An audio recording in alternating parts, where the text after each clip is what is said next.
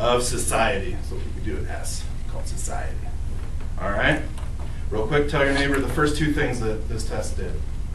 What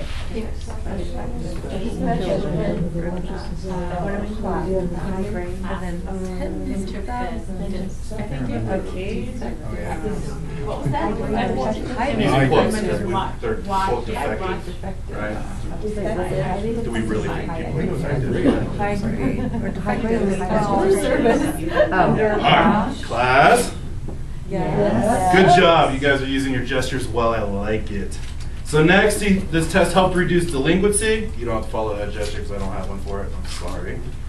So you can say like running late, like, oh my God. But, so delinquency, it helped identify and respond to gifted. Wait, no. What did I say was gifted? Special.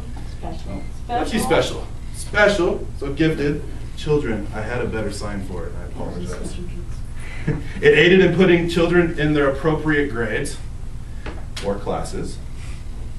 It determined vocational fitness, which we also know as tracking, so it helped lead the way for tracking, which is not the best thing. And it serves as a standard for research. So like before we learned how do we quantify all those different ideas, well, he helped try to figure out a way to quantify the different levels of learning.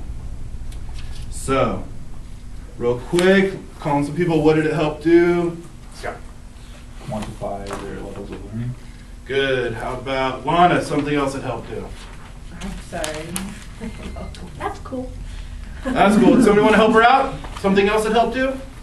Put the students in the proper grades. Put students in proper grades. Yes. All right. That's just a few things. So that was the Stanford Binet test. While at Stanford, now he did many more tests, and this test, the subjects became known as termites. They were Terman's termites. And according to Dixie, they sent back a lot of their testing materials from the trenches. And in the trenches, we probably mean World War I trenches. Well, actually, they were in World War II. Were they World War II? 1916, yeah.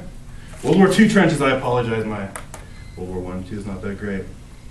So, a lot of these results were put in the Genetic Study of Genius, which is one of the publications he put out. He actually put it out, I believe, 4 different times. He's revised it. During this test, he wanted to see if high IQ students or children would be failures or successes as adults. The previous thought is that high IQ children end up basically starting out really good and then not being so great when they become adults. All right, it's called the early, or where did I put that? Early ripe, early rot.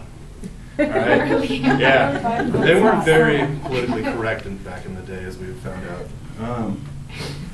So he found out, and he believed that students of high IQ tended to fare better in their lives than students of low IQ.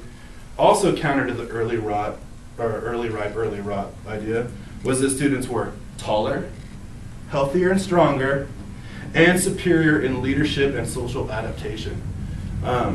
Previous to this, they believed that that high IQ people were more reclusive and worried about the world and on their own ideas. So, real quick, tell your neighbor 4 things that he put an end to, or he put an end to what belief they were different than what they believed before. I need some water. Just the idea that kids would be really successful instead of really life really rough. And that instead of being the introverted, like intellectual, worry about the world type, they're really stronger. All right, class. Yes. Yes. Good job. So yes, they were stronger, taller, healthier, and they tended to be better leaders, supposedly. So that's what he believed. Through the course of his studies, he also found that gifted youth are the top 1% of all intelligence levels would be considered gifted. They should be identified as soon as possible in their childhood so that we know who they are. That way, he believed they also needed accelerated learning through their schools. They needed differentiated curriculum or instruction. They should have specifically or specially trained teachers that worked just with the gifted youth. They should be revered as a national resource for the betterment of our society. And they should be allowed to develop whatever curriculum they've decided or go in whatever direction their smarts, I guess, take them. So, judging by all those, do we see any of that in effect today in education? Any of it? Gifted and talented. we do. Gifted and talented, we accelerate them, right? Magnet Well, now schools. they're down, well, now if gifted and talented comes to the school It does, you know, in Washington County. they just began that. Yeah, In this his year. first 25 years of sharing the study was when they began the gifted program, so he did have impact. You did. Anything else that we use in everyday schools, not even with what we call bright or high IQ students? Differentiated instruction. Differentiating instruction. We use it with all students, right? Because we now know that all students learn differently. Anything else? Emergent curriculum. Yeah. We all know about that. Letting kids decide what interests them works with intelligence and normal, I guess, students. So that's that. So we do see an impact of a lot of his research today. Any questions? No? Awesome. I am done, and you guys learned a little bit of sign language while we were doing this, so hope you guys did this.